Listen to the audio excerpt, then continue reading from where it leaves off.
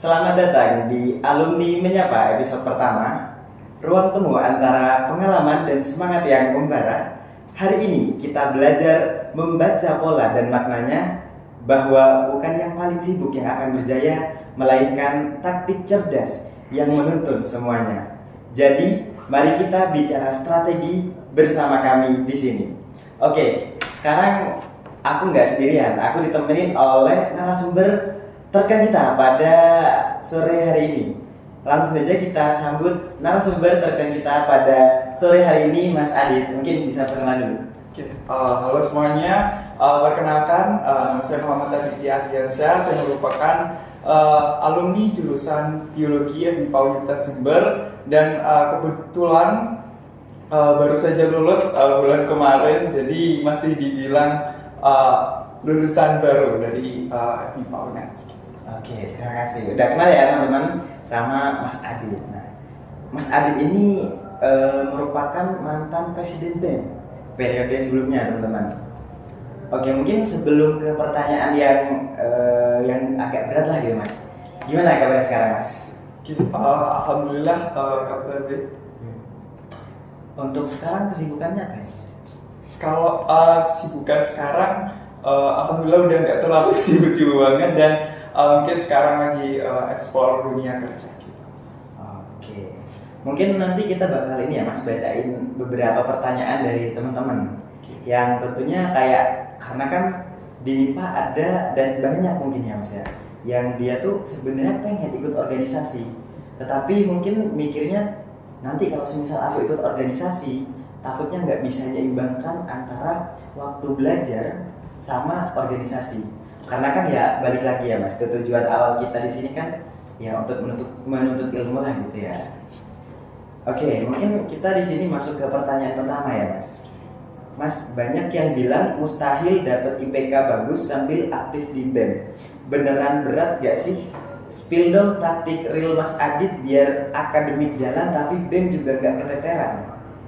Jangan jawab atur waktu ya Mas. Oke, jadi kalau ditanya berat atau enggak, pasti berat karena di sini kita ada dua tanggung jawab utama di sini, di organisasi, di BEM juga, kemudian yang pasti yang utama adalah di akademik, di perkuliahan. Nah, kemudian kalau tadi pertanyaan terkait dengan bagaimana caranya, kalau selain mungkin atur waktu, mungkin saya bisa bilang adalah bagaimana cara kita mengatur skala prioritas. Karena menurut saya kuliah adalah nomor satu tetap. Itu adalah kewajiban kita karena di sini tujuan kita kuliah, baru kemudian kegiatan-kegiatan lain, terutama juga salah satunya adalah organisasi. Kemudian bagaimana cara kita mengatur skala prioritas itu menentukan bagaimana kita bisa menjalankan kedua kewajiban atau tanggung jawab tadi, kuliah ataupun di organisasi. Jadi terkadang mungkin kalau boleh sedikit cerita, semuanya itu tergantung pribadi masing-masing. Bagaimana cara kita mengatur skala prioritas? Ada yang mungkin satu hal dikerjakan dulu baru kemudian yang lain. Tetapi kalau saya sendiri itu biasanya cara mengatur skala prioritas saya adalah bagaimana atau hal yang paling mungkin, karena juga di organisasi agak sibuk, adalah yang mendekati deadline. Jadi mungkin saya di sini sharing dengan teman-teman mahasiswa, kalau mungkin di situ ada tugas ataupun ada yang lain itu yang dirasa lebih mendekati deadline daripada yang lain, itu yang dikerjakan dulu. Karena kalau dibilang musuh anak organisasi itu biasanya mendadak. Kuliah ada tugas kita belum mengerjakan, kemudian di organisasi juga ada rapat, ada tanggungan dan lain-lain sebagainya, sehingga itu yang membuat biasanya kita agak keteteran. Nah, jadi menurut saya skala prioritas itu penting, bagaimana kita mengatur jalannya keseimbangan dua hal tersebut, seperti itu. Mungkin itu. Oke, jadi kalau dari Mas Adit sendiri, selain atur waktu juga bisa mengatur skala prioritas ya Mas ya. Oke, kalau dari Mas Adit sendiri, kayak pengalamannya Mas Adit di organisasi kemarin, pernah nggak Mas kayak mengalami bukan stres ya, mungkin kayak pikiran penuh gitu gara-gara ikut organisasi, terus akademik juga ada gitu, pernah nggak Mas kayak akademiknya numpuk gara-gara organisasi gitu?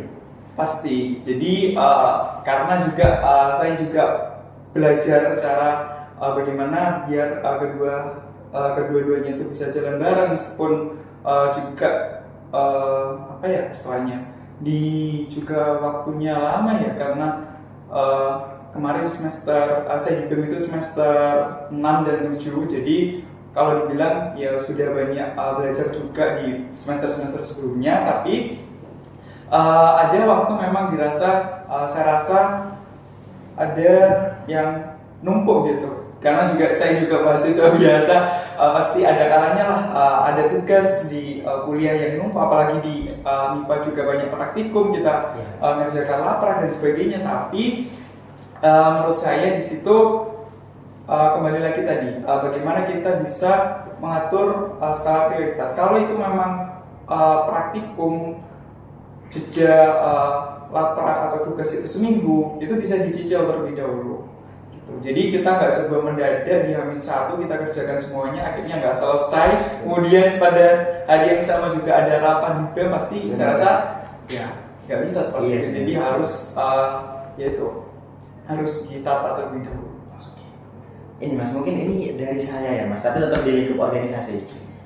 Gini Mas, sebenarnya saya ini ada minat juga buat lanjut di BEM kan, tetapi saya juga pengen magang di semester 5 atas ini Mas. Itu apa bisa ya Mas? Oke, mungkin sedikit informasi, ketika saya kemarin mengemban amanah sebagai presiden BEM, saya juga di semester 6 saya juga mengikuti magang MBKM.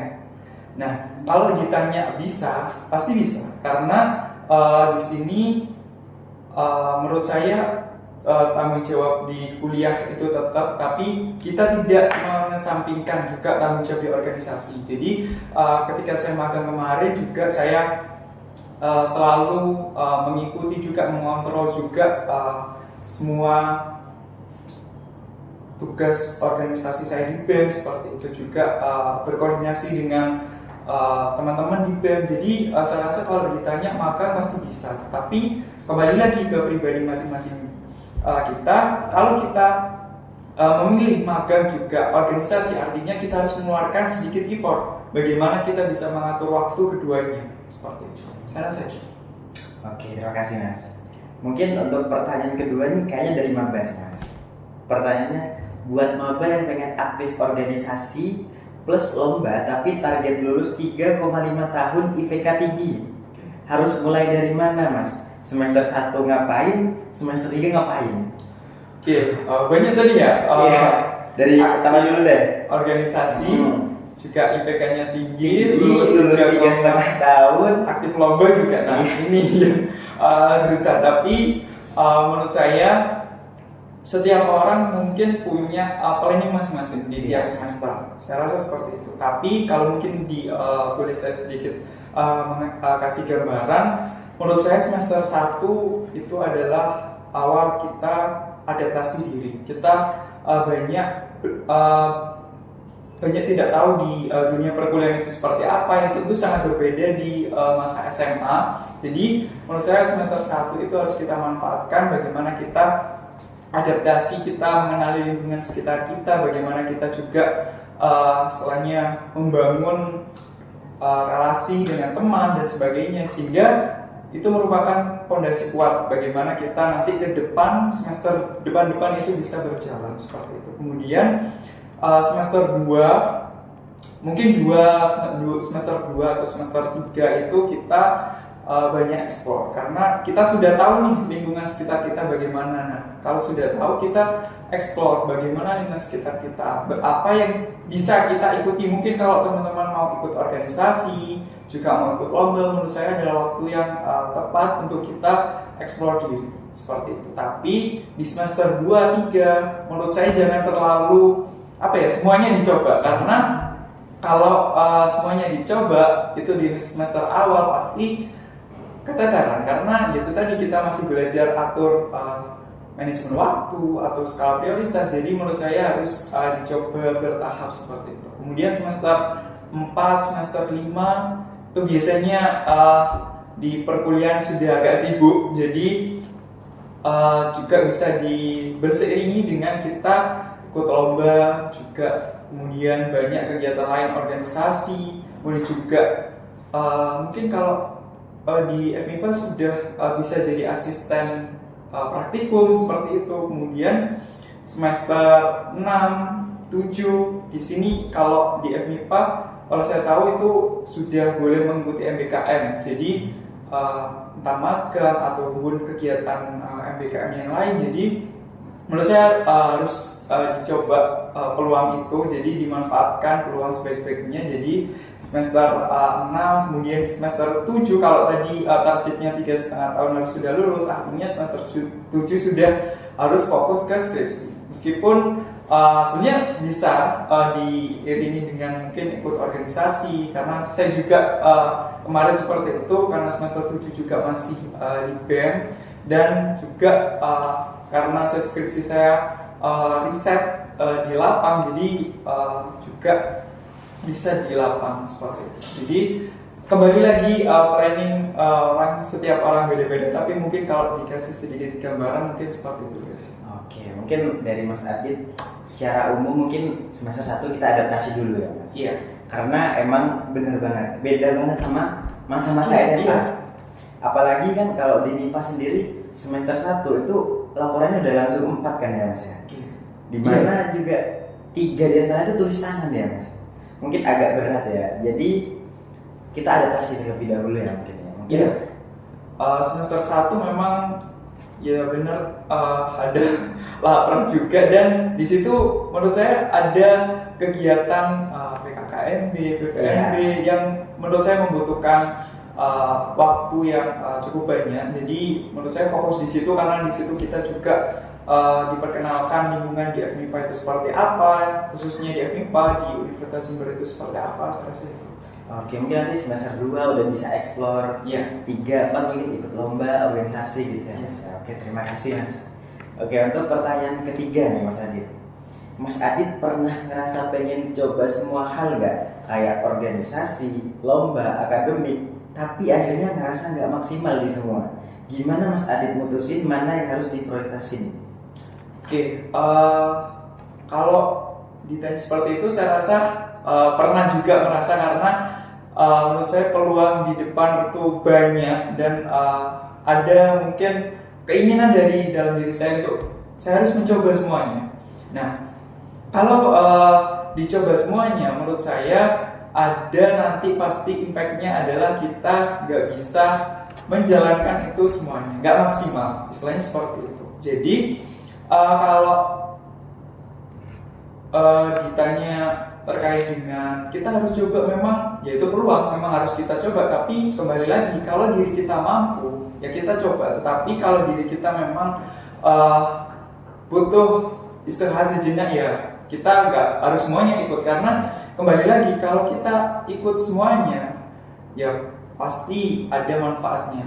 Tapi kembali lagi kalau di impact lainnya kita tugas kuliah keteteran, terus juga yang lain kita keteteran, nah menurut saya itu nggak bagus. Jadi harus seimbang lah seperti itu, karena apalagi kalau kita join, mungkin kita kalau bahas organisasi itu join organisasi semuanya, pasti kita nggak maksimal menjalankan itu. Terus juga kita ditanya ke diri sendiri, apa yang kita lakuin semuanya ini ada nggak yang buat kita berkembang, ada nggak manfaat yang kita rasakan. Kalau itu memang ada, ya memang harus dilanjutkan, kalau enggak ya memang harus dipilih seperti itu. Jadi jangan ngoyo sampai semuanya diikutin, Benar. tapi kayak milih aja ya Mas ya. Mungkin mana yang minatnya kita di mana, terus mungkin itu bisa membuat kita lebih baik ke depannya gitu ya Mas ya. Mungkin kalau kalimat singkatnya sesuaikan dengan kapasitas diri kita. Oke, terus selanjutnya nih Mas, gini kan Mas Adit ini ya ikut organisasi di kuliah. Menurut Mas Adit setelah Mas Adit lulus itu worth it nggak Mas? Oh, Karena kan kadang sekarang akhir-akhir ini rame yang katanya ada lah yang organisasi itu bisa dibilang nggak worth it gitu. Kalau dari Mas Adit sendiri gitu, gimana? Mungkin kalau dari saya sendiri worth it, karena setelah saya lulus, karena bulan kemarin baru di wisuda dan sekarang lagi explore di dunia kerja, banyak sekali lowongan kerja yang membutuhkan skill yang kita dapatkan di organisasi. Ketika kita mungkin kalau sekilas dibaca itu mungkin di di pamflet atau posternya itu di situ ada salah satu kalimat yang mungkin tertera memiliki jiwa kepemimpinan, kemudian juga memiliki komunikasi yang baik, kemudian juga memiliki kerjasama tim yang baik. Nah, menurut saya itu semuanya kita dapatkan di organisasi. Soft skill tersebut mulai dari leadership, kepemimpinan, kerjasama, komunikasi, dan yang lainnya itu kita dapatkan ketika kita di organisasi. Jadi ketika kita mengikuti organisasi pasti kita mendapatkan soft skill itu. Nah, itu nanti sangat berguna ketika kita sudah sudah lulus menjadi alumni, itu menjadi bekal bagi diri kita untuk eksplor di dunia kerja. Selain itu, sertifikat juga saya rasa penting karena ada beberapa mungkin pekerjaan itu yang membutuhkan yang harus melampirkan sertifikat. Nah, mungkin bagi teman-teman yang sekarang ikut organisasi ataupun ikut lomba dan yang lain sebagainya itu harus mulai dirapikan, mungkin dikumpulkan sertifikat-sertifikat ketika ikut di organisasi karena itu sangat penting untuk selanjutnya mungkin portofolio kita. Oke, jadi sebenarnya worth it ya Mas ya, karena dari organisasi kita bisa dapat soft skill ya, yang mana nanti soft skill itu bisa kita aplikasikan di dunia kerja ya Mas ya. Oke, terima kasih Mas.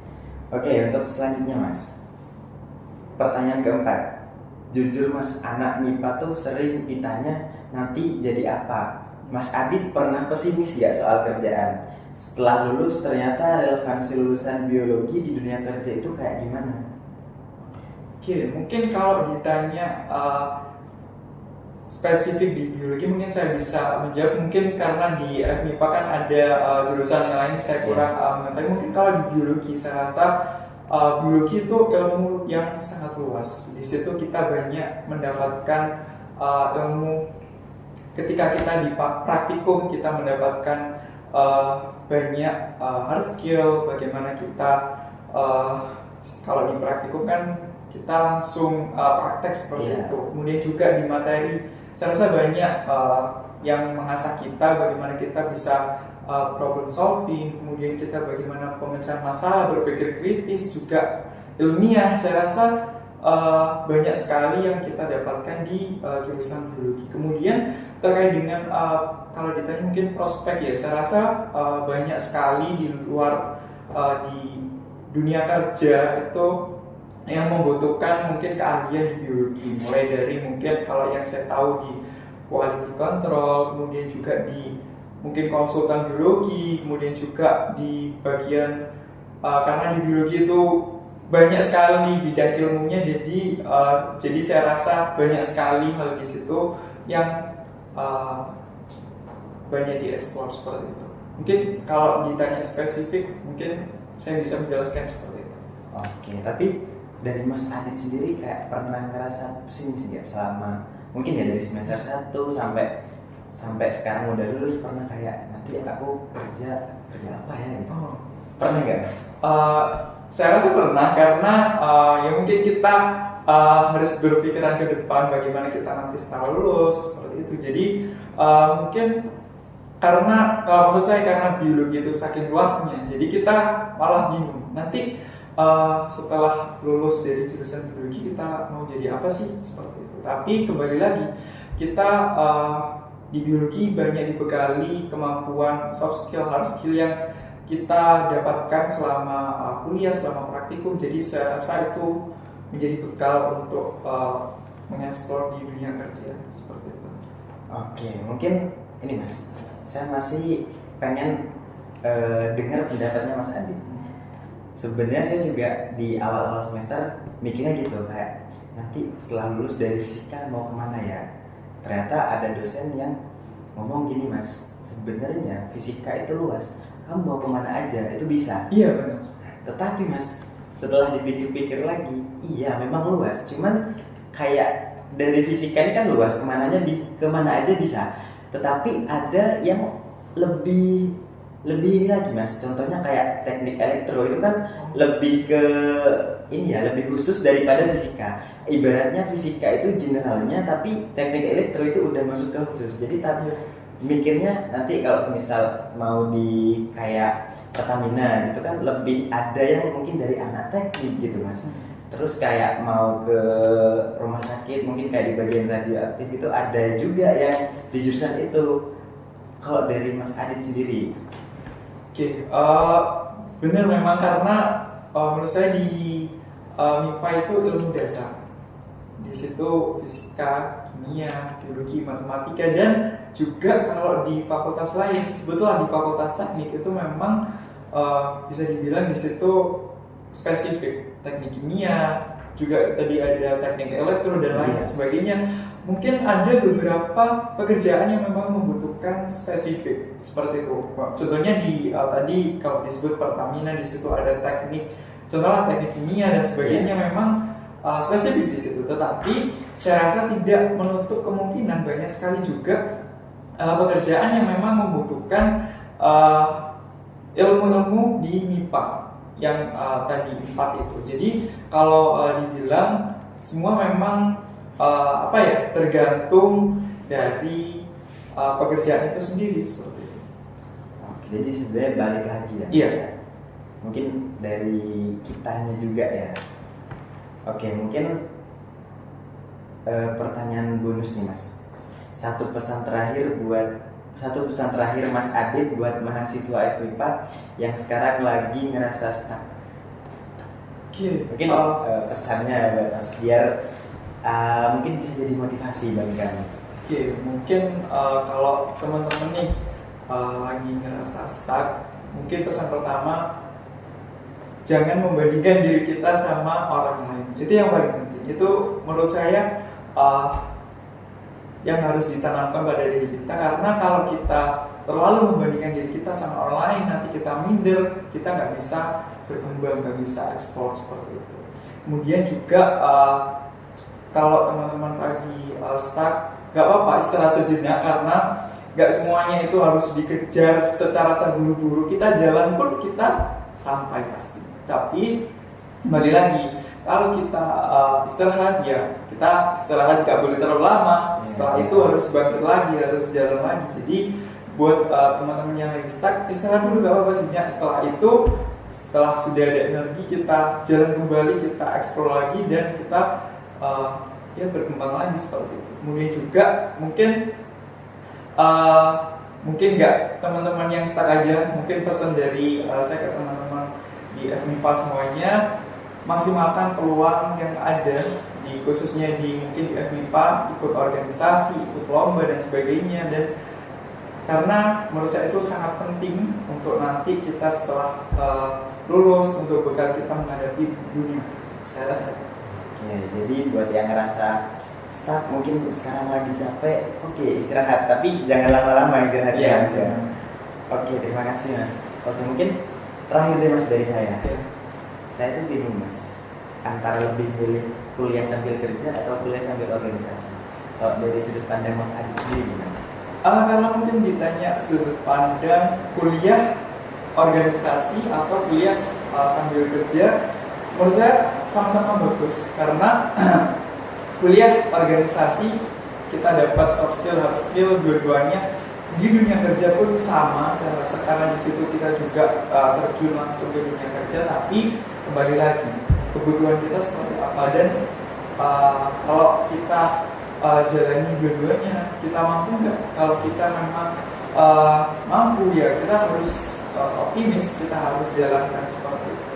Saya rasa itu. Oke, terima kasih Mas. Mungkin pertanyaan udah habis, udah selesai. Mungkin terima kasih kepada teman-teman yang udah nonton di episode pertama kali ini. Mungkin udah selesai pertanyaannya.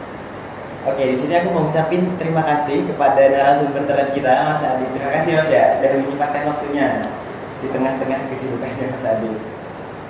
Oke, see you next time di episode selanjutnya. Terima kasih. Assalamualaikum warahmatullahi wabarakatuh.